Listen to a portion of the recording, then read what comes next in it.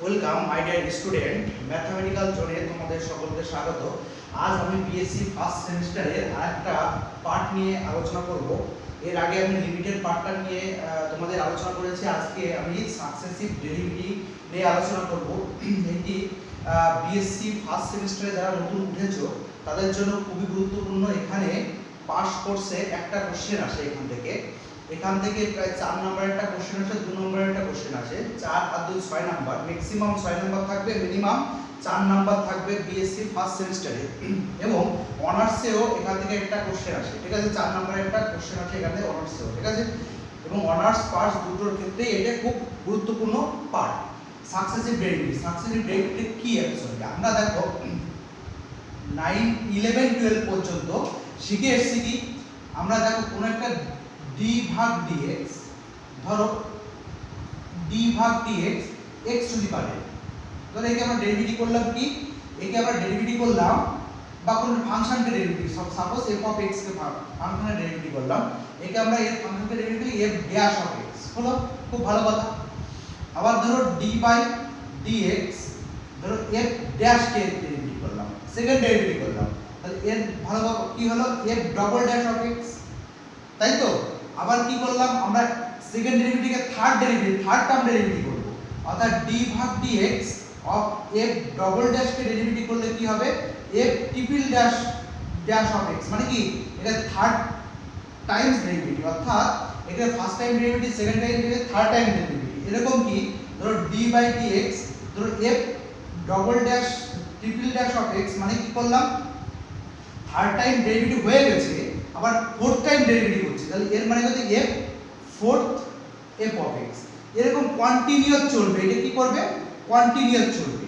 অর্থাৎ চলে যদি আমরা যদি করি এখান থেকে f d ভাগ dx, ধরো আমাদের এরকম থাকলো f অফ x n বিয়োগ 1, ধরো আমরা কি করলাম মানে n এর থেকে একটা টার্ম কম, তার ডেরিভেটিভ আমরা আজকে শিখবো, একে বলা হয় সাকসেসিভ ডেরিভেটিভ। ক্লিয়ার? আমরা দেখো 11 12 পর্যন্ত 11 সামান্য কিছু আছে, 11 12 পর্যন্ত আমরা কি করলাম first time, second time derivative আছে, third time derivative, fourth time derivative আছে, কিন্তু n টাইমস এর ডেরিভেটিভ আমাদের জানা নেই, তাই তো? আমরা আজকে এই সাকসেসিভ ডেরিভেটিভ মূল কাজ হচ্ছে n টাইমস ডেরিভেটিভ আমরা কিভাবে করতে পারি। ক্লিয়ার? আমরা 11 12 পর্যন্ত আমরা শুধুমাত্র first second third fourth highest fourth time derivative করেছি, কখনো আমরা n টাইমস ডেরিভেটিভ করি। আজকে আমরা কি n টাইমস ডেরিভেটিভ কিভাবে করতে পারি তাকে বলা হয় সাকসেসিভ ডেরিভেটিভ, ঠিক আছে? আমরা n টাইমস ডেরিভেটিভ করব বাই লিবনিজ থিওরেম, ঠিক আছে? আমরা লিবনিজ থিওরেমটা কি আমরা ধাপে ধাপে শিখাবো। দেখো লিবনিজ থিওরেমটা কি, দেখো লিবনিজ থিওরেম আমি নিয়ে আলোচনা করছি। লিবনিজ থিওরেম থিওরিটা কি একটু মন দিয়ে দেখো। লিবনিজ থিওরেমটা হচ্ছে ইফ আমরা দুটো ফাংশনের সাপেক্ষে আমরা n টাইমস ডেরিভেটিভ করব, বলেছে যে ইফ u and v, দেখো একটু মন দিয়ে দেখো, ইফ u and v আর two functions of x is the differentiable n times with respect to x, অর্থাৎ আমাদের বলেছে যে আমাদের u and v দুটো ফাংশন আছে, আমরা x এর সাপেক্ষে ডেরিভেটিভ করব যেটা ডিফারেন্সিয়েবল n টাইমস, অর্থাৎ n টাইমসটা ডিফারেন্সিয়েবল হবে, মানে ডেরিভেটিভ যোগ্য হবে with respect to x, then n times different derivatives of their product, অর্থাৎ আমরা n টাইমস ডেরিভেটিভ আমরা u and v এর n টাইমস ডেরিভেটিভ সূত্রটা হচ্ছে, একটু মনে দেখবে, n Times u and v এর n টাইমস ডেরিভেটিভ সূত্রটা হচ্ছে, আমরা প্রথম যে টার্মটা আমরা এইটাকে ফার্স্ট ফাংশন ধরেছি, একে সেকেন্ড ফাংশন ধরেছি, এবার কোনটা ফার্স্ট ফাংশন কোনটা সেকেন্ড ফাংশন ধরবো আমরা অঙ্ক করার সময় তোমরা বুঝতে পারবে, ঠিক আছে? কি করে কোনটা ফার্স্ট টাইম ধরলে আমাদের সুবিধা হবে, কোনটা সেকেন্ড ফাংশনটা ধরলে আমাদের সুবিধা হবে, এটা তোমরা অঙ্ক করার সময় আমি বলে দেবো। দেখো আমরা ধরে নিলাম ইউটাকে ফার্স্ট ফাংশন, বিটাকে সেকেন্ড ফাংশন। আমরা কি করব যখন ডেরিভেটিভ n টাইমস ডেরিভেটিভ করব, n টাইমস যখন আমরা ডেরিভেটিভ করব, একটু খেয়াল করে দেখো, যখন n টাইমস আমরা ডেরিভেটিভ করব কি করব, এই প্রথম ফার্স্ট যেটা আছে সেইটাকে আমরা n টাইমস ডেরিভেটিভ করব। এই n দেয়ার, এই সাফিক্সে n দেয়ার মানে হচ্ছে আমরা কি করব প্রথমটাকে n টাইমস n বার ডেরিভেটিভ করব আর ভিটা স্থির থাকবে, ঠিক আছে? এই nc1, এই nc1টাকে আমি একটু পরেই বলে দিচ্ছি, nc1 অফ ইউ n বিয়োগ 1 n বিয়োগ 1 মানে কি আমরা যেটা n টাইমস ডেরিভেটিভ করেছিলাম অর্থাৎ আমরা n টা জাস্ট এর সঙ্গে বসে যাবে অর্থাৎ এর থেকে আমরা একটা টার্মস কম করব অর্থাৎ n টাইমস ডেরিভেটিভ করার কথা সেখান থেকে আবার দ্বিতীয়টা একটা টার্মস কম করব আর বিটার ক্ষেত্রে একটা টার্মস ডেরিভেটিভ করব অর্থাৎ আমরা কি করলাম বারবার বোঝো ভালোভাবে বোঝো দেখো বন্ধুরা প্রথম কাজ হচ্ছে ফার্স্ট ফাংশনের সঙ্গে n যুক্ত করব বিটা স্থির থাকবে দ্বিতীয় ফাংশনটা স্থির থাকবে তৃতীয়টা কি করব nc1 মানে প্রত্যেকটা অঙ্কের ক্ষেত্রে আমরা nc1 টা আমাদের দিতে হবে nc1 টা কি nc8 টা কি আমি একটু একে বলে কম্বিনেশন কি আমি একটু করে ভাঙানো শিখিয়ে দিচ্ছি দেখো এখান থেকে এর nc1 u অফ n বিয়োগ 1 অর্থাৎ আমাদের যে প্রথম যে টার্মটা ফাংশন থেকে এক টার্ম কম হবে আর b এর সঙ্গে একটা টার্ম ডেরিভেটিভ হবে দ্বিতীয়টার ক্ষেত্রে nc2 অফ un বিয়োগ 2 অর্থাৎ আমাদের কি বলেছিলাম ফার্স্ট ফাংশনের সঙ্গে দুটো টার্ম কম হবে অর্থাৎ দুবার ডেরিভেটিভ কম হবে b এর সঙ্গে দুবার ডেরিভেটিভ হবে এরকম চলবে কন্টিনিউয়াস চলবে আমরা মিডিলে একটা 8তম ডেরিভেটিভ আমরা করে নিলাম ncr un বিয়োগ r br অর্থাৎ আমরা কি করলাম n 8 টাইমস পরে গিয়ে ডেরিভেটিভটা কি রকম ফিগার দাঁড়াবে ncr অফ un বিয়োগ r অফ br ঠিক আছে শেষে একদম ডট ডট করে আমরা n টাইমস যখন ডেরিভেটিভ হয়ে যাবে আমাদের ফার্স্ট ফাংশনটা আমাদের যে ফার্স্ট ফাংশনটা ছিল সেটা দেখো কোনো ডেরিভেটিভ হবে না সেকেন্ড ফাংশনে গিয়ে n টাইমস ডেরিভেটিভ হবে দেখো একে বলা হয় লিবনিজ থিওরেম ঠিক আছে লিবনিজ থিওরেম যখন আমরা প্রয়োগ করব তখন ডিটেইলস বুঝতে পারবে এখন মনে হচ্ছে বিশাল কঠিন কিন্তু অঙ্ক যখন করব তখন কোনো কঠিন মনে হবে না তোমরা একটু মন দিয়ে দেখো জাস্ট সূত্রকে কাজে লাগিয়ে আমরা অঙ্ক করব এবার দেখো আমি একটা কথা বলবো NCR এর মিনিংটা কি NCR এর মিনিংটা কি আমাদের এটা জানতে হবে একে বলা হয় কম্বিনেশন n টা হচ্ছে আমাদের কি অখণ্ড সংখ্যা 8টা অখণ্ড সংখ্যা আর c টা হচ্ছে কি কম্বিনেশন আছে যেমন পারমুটেশন কম্বিনেশন সে কম্বিনেশন c এর একে ভাঙানোর নিয়ম হচ্ছে n ফ্যাক্টোরিয়াল ভাগ r ফ্যাক্টোরিয়াল এটা 11 এ ছিল অফ কত n বিয়োগ r ফ্যাক্টোরিয়াল এটা হচ্ছে সূত্র অর্থাৎ NCR ভাঙানোর নিয়ম হচ্ছে n ফ্যাক্টোরিয়াল ভাগ r ফ্যাক্টোরিয়াল n বিয়োগ r ফ্যাক্টোরিয়াল ক্লিয়ার এবার n ফ্যাক্টোরিয়াল মানে কি n ফ্যাক্টোরিয়াল মিনিংটা কি এটা বলে ফ্যাক্টোরিয়াল তুমি একে এইভাবে দিতে পারো এইভাবে n ফ্যাক্টোরিয়াল দিতে পারো যে কোনো সিম্বল তুমি ইউজ করতে পারো একে বলে ফ্যাক্টোরিয়াল এবং দাগ দিয়ে একটা এরকম পয়েন্ট অথবা এইভাবে দিতে পারো এর মিনিংটা হচ্ছে n n 1 n 2 n 3 এটা যাবে কোন পর্যন্ত 3 into 2 into 1 এ গিয়ে শেষ হবে অর্থাৎ এদের কোন পর্যন্ত হবে একটু বন্ধুরা দেখো মন দিয়ে দেখো আমাদের n ফ্যাক্টোরিয়াল মিনিংটা হচ্ছে n into n 1 n 2 এরকম ডট ডট করে কোথায় যাবে 3 to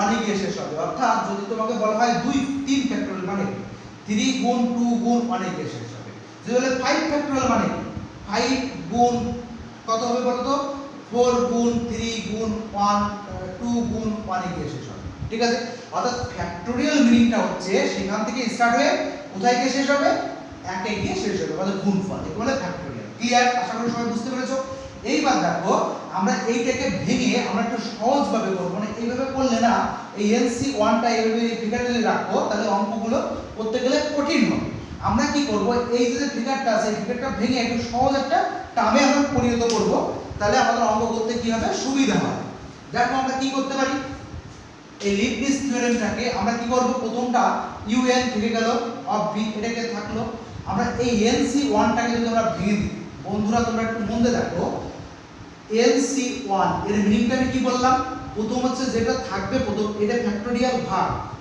কি বলবো n factorial r factorial 1 factorial of কত n বিয়োগ 1 ফ্যাক্টোরিয়াল এর মিনিংটা এটা তো আমি একটু আগে বললাম এই ফ্যাক্টোরিয়াল অর্থাৎ আমরা যদি করি এরকম করি n ইনটু কত n মাইনাস 1 দেখো আমরা এরকম কন্টিনিউয়াস করতে পারি n into n minus 1 n minus 2 n minus 3 এরকম কত কত কোথায় গিয়ে শেষ হবে 1 এ গিয়ে শেষ হবে আমরা 1 পর্যন্ত না গিয়ে আমরা এখানে ফ্যাক্টোরিয়াল দিতে পারি অর্থাৎ আমি একটা টার্ম ভাঙলাম আমরা ইচ্ছা আমার মনে ইচ্ছা হচ্ছে আমরা এই পর্যন্ত রাখলাম সুবিধা মতো এখানে আমরা ফ্যাক্টোরিয়াল দিয়ে দিলাম আমরা দিতে পারি আর 1 ফ্যাক্টোরিয়াল মনে রাখবা 1 ফ্যাক্টোরিয়াল এই 1 ফ্যাক্টোরিয়াল মিনিংটা হচ্ছে 1 আর 0 ফ্যাক্টোরিয়াল মিনিংটা হচ্ছে 1 এইগুলো আমরা 11 এ সব প্রমাণ করা যায় 11 থেকে তোমরা শিখে আসছো প্রমাণ করলে ভিডিও অনেক বড় হয়ে যাবে শুধু মনে রাখবো যে 1 ফ্যাক্টোরিয়াল মানে 1 0 ফ্যাক্টোরিয়াল মানে 1 আমরা এই 1 ফ্যাক্টোরিয়াল মানে কি আমরা 1 লিখতে পারি গুণ n ফ্যাক্টোরিয়াল তাহলে আমরা কি হচ্ছে n বিয়োগ 1 তার হোল ফ্যাক্টোরিয়াল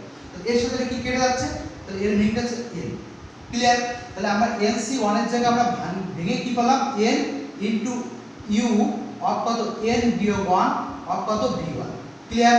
আমরা কি এই সহজভাবে আমরা এইটা মনে রাখলে আমাদের অঙ্কগুলো করতে সুবিধা হবে। সবাই বুঝতে পেরেছো আশা করি। এবার দ্বিতীয়টা দেখো nc2 এর মিনিংটা কি nc2 এর মিনিংটা হচ্ছে n ফ্যাক্টোরিয়াল ভাগ কত 2 ফ্যাক্টোরিয়াল গুণ কত হবে n বিয়োগ 2 ফ্যাক্টোরিয়াল। ক্লিয়ার? আশা করি সবাই বুঝতে পারলে। ভাঙানোর নিয়মটা আমি তোমাদের বলে দিলাম, জেনারেল নিয়মটা nc r ইকুয়াল টু উপরে যেটা থাকবে সেটা থাকবে r ফ্যাক্টোরিয়াল থাকবে n বিয়োগ r তার হোল ফ্যাক্টোরিয়াল। ক্লিয়ার? একে আমরা দেখলাম, দেখো আমরা n টা উপরে রাখলাম, দুইটা আছে আর কত n বিয়োগ 2।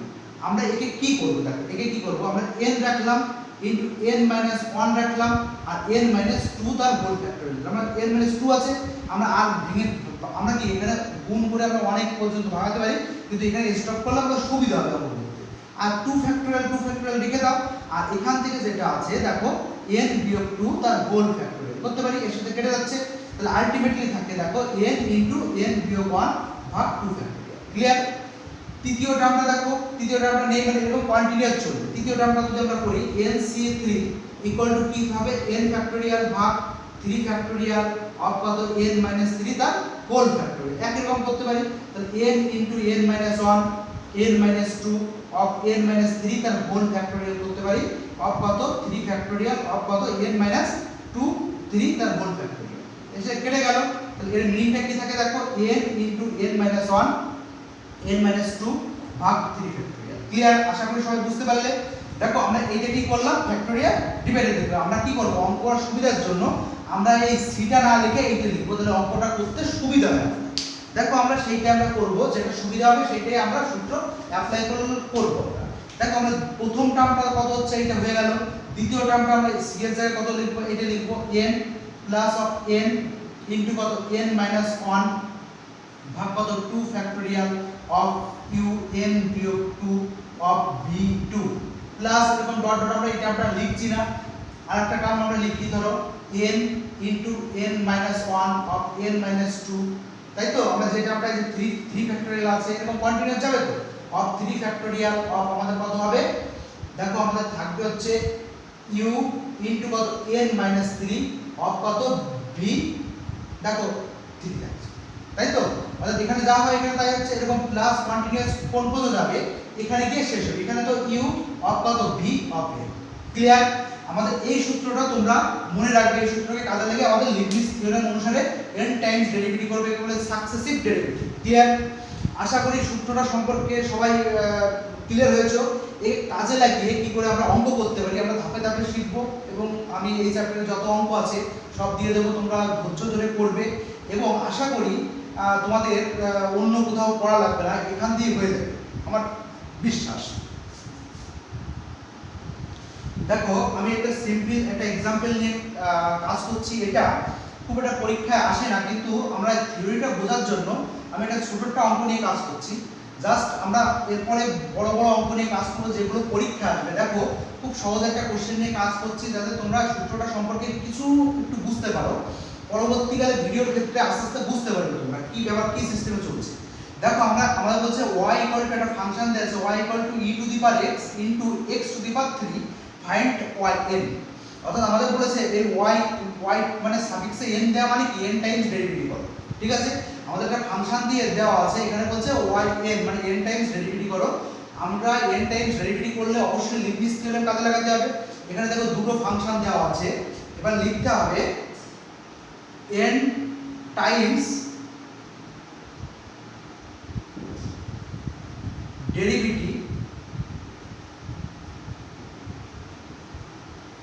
derivatives by Leibniz।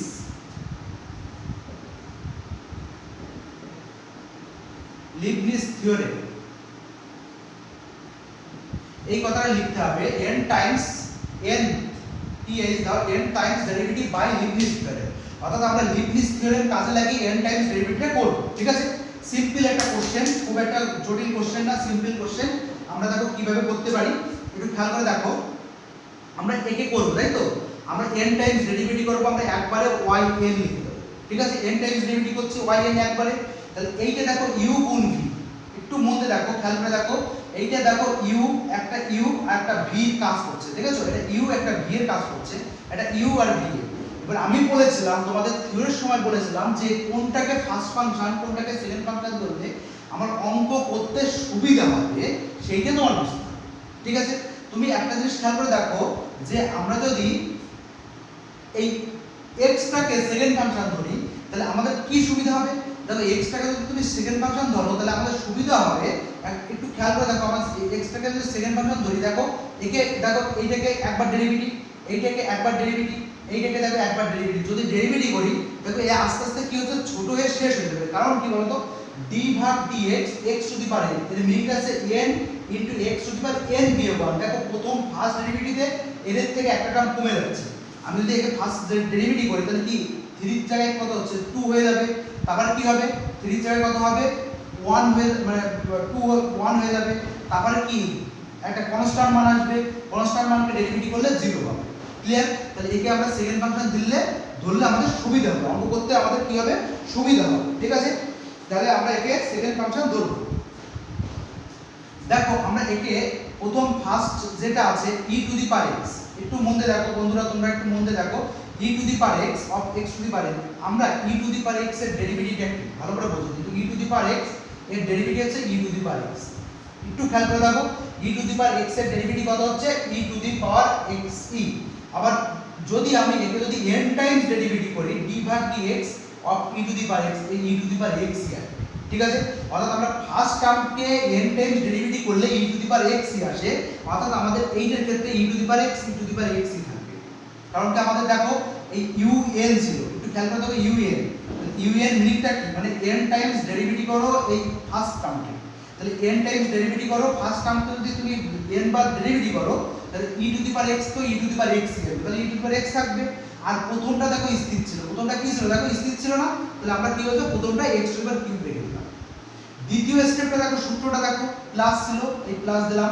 দ্বিতীয় স্টেপটার সূত্র কি n ইনটু un বিয়োগ 1, তাহলে un বিয়োগ 1 মানে কি, একে যদি তুমি আরেকবার ডেরিভেটিভ করো কি হবে দেখো, একে যদি আরেকবার ডেরিভেটিভ করো n বিয়োগ 1 টাইমস ডেরিভেটিভ করো, আমরা n টাইমস ডেরিভেটিভ করে কি পেলাম e to the power x পেলাম, ফার্স্ট ডেরিভেটিভ করে e to the power x পেলাম, আর যদি তুমি n বিয়োগ 1 টাইমস ডেরিভেটিভ করো সেটা e to the power x পাবো। তার আগে দেখো একটা n রয়েছে, দেখেছো একটা n রয়েছে সূত্রের n, তাহলে আমরা একটা n দেব, আর e to the power x e to the power x রেখে দেবো, আর এইটাকে দেখো ফার্স্ট একটা ডেরিভেটিভ দেখো u1 মানে ফার্স্ট ডেরিভেটিভ হবে, তাহলে b ভাগ একে যদি ফার্স্ট ডেরিভেটিভ করো কি হবে দেখো তো বন্ধুরা, একে যদি একবার ডেরিভেটিভ করো d ভাগ dx, তুমি আমি লিখেই দিচ্ছি x টু দি পাওয়ার 3, ঠিক আছে। আমরা এটাকে এখানে লেখার দরকার নেই, অপরিষ্কার হয়ে যাবে, সেজন্য তুমি পাশে ডেরিভেটিভ করো d ভাগ dx x টু দি পাওয়ার 3, তাহলে এর ডেরিভেটিভ সূত্র কি বলেছে n ইনটু মানে 3 ইনটু কি হবে x টু দি পাওয়ার 3 বিয়োগ 1। ক্লিয়ার? তাহলে 3 ইনটু কত x to the power square. আশা করি সবাই বন্ধুরা বুঝতে পেরেছো। ইনটু অফ কত হবে দেখো আমাদের first time derivative 3 into x square হচ্ছে।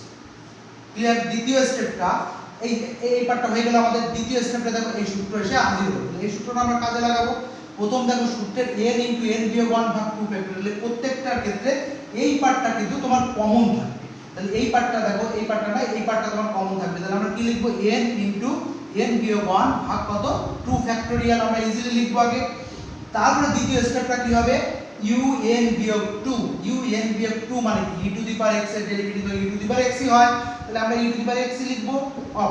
আমাদের এইবার দেখো বন্ধুরা তোমরা একটু মন দিয়ে দেখো, আমরা এই x টু দি পাওয়ার 3 দেখো এখানে কয়বার 2 কয়বার আছে, v এর জায়গায় 2 দুবার আছে, তাহলে আমরা কয়বার ডেরিভেটিভ করব, দুবার ডেরিভেটিভ করব, দুবার ডেরিভেটিভ করব। অর্থাৎ দুবার যদি ডেরিভেটিভ করতে যাও তাহলে কি হবে, তাই তো? তাহলে কি হবে সেটা আমরা দেখব, দুবার ডেরিভেটিভ করলে কি হবে।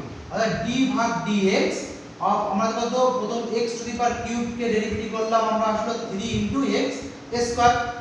দ্বিতীয়বার যদি আমরা একে ডেরিভেটিভ করি d by dx 3 into x square, একে যদি ডবল ডেরিভেটিভ করি দেখো ওখানে 2 আছে, 2 থেকে আমরা ডবল ডেরিভেটিভ, তাহলে 3 টা একটা কনস্ট্যান্ট টার্ম বাইরে চলে আসবে অফ d ভাগ dx x to the power square, তাহলে একে কি হবে 3 ইনটু 2 ইনটু x স্কয়ার হবে। ক্লিয়ার? খুব ইজি।